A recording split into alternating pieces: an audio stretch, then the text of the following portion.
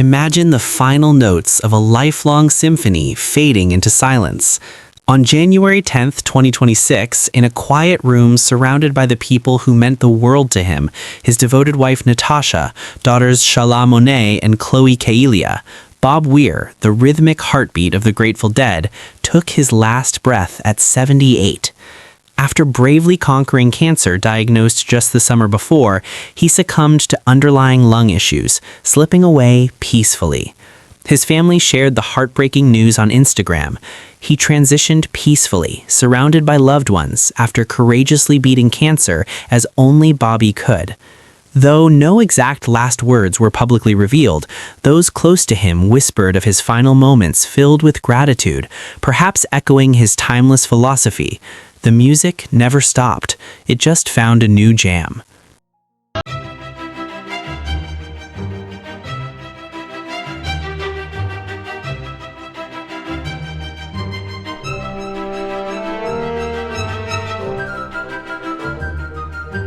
Musician, he was a vessel for the soul of a generation, a man whose guitar strings wove stories of joy, pain, rebellion, and redemption. Today, we dive deep into his extraordinary life, a journey from a troubled childhood to rock immortality, marked by passionate loves, crushing tragedies, and unbreakable bonds. If you've ever felt the pull of a Dead show, the magic of a melody that lingers in your bones, this is for you. Stay with us. Let's keep the music playing.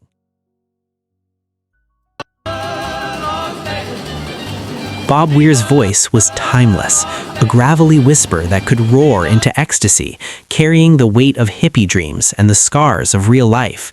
He once said, "Music is the best way we have of digesting time." In this video, we'll unravel how that philosophy shaped him, from his earliest struggles to his final fade-out. Prepare to feel the highs, the heartbreaks, and the unbreakable spirit that made Bob Weir a legend. And if this story resonates, hit that subscribe button now. Let's build a community where these timeless voices live on forever. Born Robert Hall Parber on October 16, 1947, in the vibrant haze of post-war San Francisco, Bob's entry into the world was anything but ordinary. His biological parents, a young Air Force cadet named Jack Parber and teenager Phyllis Inskeep, gave him up for adoption amid the uncertainties of youth. Enter Frederick Utter Weir and his wife Eleanor Kramer Weir, a well-to-do couple from Atherton, California, who adopted the infant and renamed him Robert Hall Weir. Growing up in the affluent suburbs, young Bob seemed destined for a conventional path, but fate and his inner turmoil had other plans. Childhood was a battlefield for Bob. Undiagnosed dyslexia turned school into a nightmare, words jumbled on the page, frustrating a bright mind trapped in silence. Expelled from nearly every institution he attended, including the prestigious Menlo School and later Fountain Valley School in Colorado, Bob felt like an outsider. "I was the kid who couldn't sit still," he later reflected in interviews, his voice carrying the echo of those lonely days. But in Colorado, a silver lining emerged. He met future lyricist John Perry Barlow, planting seeds for lifelong collaborations. Music became his refuge. At 13, after dabbling with piano and trumpet, he picked up a guitar, and the world shifted. "It was like finding my voice," Bob once shared, a sentiment that would define his destiny. Picture a restless teen, guitar in hand, wandering Palo Alto on New Year's Eve, 1963.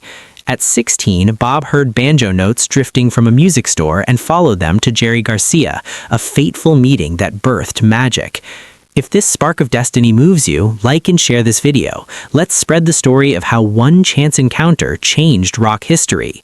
The duo jammed into the night, forming Mother McCree's Uptown Jug Champions, then the Warlocks, and finally, in 1965, the Grateful Dead, a name pulled from a dictionary that captured their psychedelic essence. Bob's role as rhythm guitarist and co-lead vocalist was pivotal. His harmonies with Jerry created the band's signature sound, blending folk, blues, jazz, and acid-fueled improvisation. But ups and downs came early. In 1968, amid creative tensions, Bob and keyboardist Ron Pigman McKernan were briefly fired from the band, a humiliating low point that forced Bob to refine his craft. "It was a wake-up call," he admitted years later.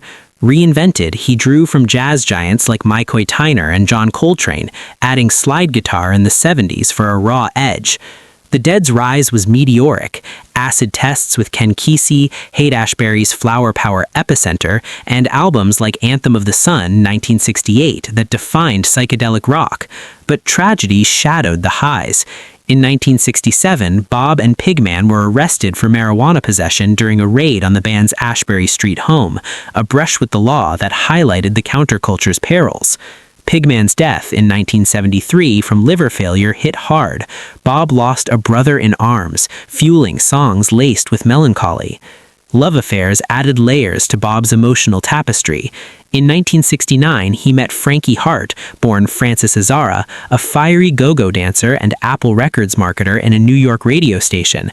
Their passionate 6-year relationship inspired classics like Sugar Magnolia, with its lyrics painting Frankie as a sunshine daydream. Though no marriage followed, Frankie adopted his surname informally. Their bond was intense, marked by the road's temptations and the era's free love ethos. Breakups and reconciliations tested them, but it ended in 1975 amid the band's grueling tours. Bob later reflected on the pain. Love in the spotlight is a double-edged sword. Bob Weir, remembering his life and legacy in photos. The 70s brought solo ventures amid Dead success. Bob released Ace in 1972, essentially a Dead album under his name, featuring hits like Playing in the Band. He joined Kingfish 1974-76, dropping albums like Kingfish 1976, then formed the Bob Weir Band and Bobby and the Midnights, exploring funk and rock with Where the Beat Meets the Street 1984. Ups, chart-topping tours, devoted Deadheads. Downs, the toll of excess, drugs, exhaustion, culminating in keyboardist Heath Godchaux's tragic 1980 car crash death. The ultimate blow came in 1995, Jerry Garcia's death from a heart attack at 53. Losing Jerry was like losing a limb, Bob wept in tributes. The grief reshaped his life. The Dead disbanded, but Bob rose from the ashes with the other ones, 1998, evolving into The Dead 2003-2009, Rat Dog, and further with Phil Lesh 2009-2012. More tragedy, Brent Meidlin's overdose in 1990, Vince Welenick's 2006 suicide, losses that haunted Bob, fueling his advocacy for mental health. Amid the chaos, love bloomed anew. On July 15, 1999, Bob married Natasha Munter in an intimate Mill Valley ceremony. Natasha, a former model and his anchor, brought stability. They welcomed daughters Shala Monet, born 1998, and Chloe Kailia, born 2000, transforming Bob into a doting father. "Family is my greatest song," he beamed in rare personal interviews. Natasha's sister, racer Leilani Munter, became family too, sharing Bob's environmental passions. He was a vegetarian, animal rights advocate, and board member for groups like Farm Sanctuary and Rainforest Action Network.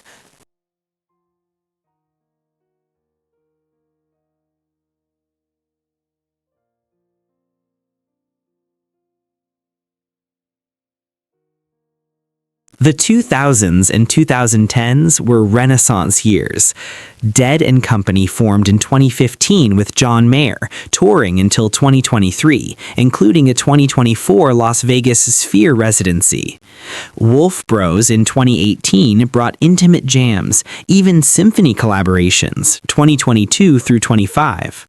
In 2011, he founded TRI Studios for live streaming, innovating music delivery. Health scares loomed, a 2013 onstage collapse during Further, 2014 tour cancellations due to fatigue.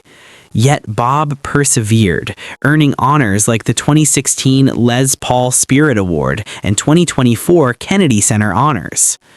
Through it all, Bob's timeless voice reminded us, once in a while you get shown the light in the strangest of places if you look at it right. If his resilience inspires you, comment below. What's your favorite Weir moment? Let's keep his spirit alive. Tragedy struck again with Phil Lesh's passing, noted in Reflections on Mortality, but Bob's own battle began in summer 2025, cancer diagnosis. He fought valiantly, returning to stages, but lung complications proved fatal on January 10, 2026. Tributes poured in, the last actual hippie, musicians called him. His legacy? Over 60 years of music that digested time, healed hearts, and built communities. Bob Weir's story isn't over. It's in every chord we play, every memory we share. If this deep dive touched you, subscribe for more timeless tales of music icons. Like, comment your thoughts, and share with a fellow Deadhead. Let's ensure his voice echoes eternally. Thank you for watching. Keep jamming.